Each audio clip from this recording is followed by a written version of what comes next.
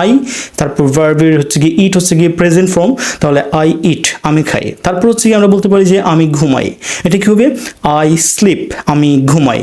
আমি হাঁটি, I walk আমি হাঁটি। ওকে, তারপর হচ্ছে গিয়ে আমি রান্না করি, আই কুক আমি রান্না করি।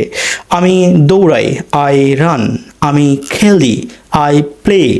আচ্ছা ওকে, আমরা এখন আই দিয়ে প্র্যাকটিস করেছি, ঠিক আছে। এখন আমরা একটু সাবজেক্টটা চেঞ্জ করি, যেমন হচ্ছে কি আমি বলবো যে এখন তুমি বা আপনি, আপনি আসেন, এটা কি হবে ইউ কাম আপনি আসেন। ওকে, আপনি লিখেন, তাহলে এটা কি হবে ইউ রাইট। প্রত্যেকটা সময় আমরা সাবজেক্টের পর এই ধরনের স্ট্রাকচারের বেলায় আমরা সাবজেক্টের পরই কিন্তু V1 ইউজ করব। কি ইউজ করব? ভার্বের প্রেজেন্ট ফর্ম। ওকে, তাহলে কি তুমি লিখো ইউ রাইট, আপনি লিখেন ইউ রাইট। ওকে, আপনি পড়াশোনা করেন, এটা কি হবে ইউ স্টাডি আপনি পড়াশোনা করেন, ঠিক আছে।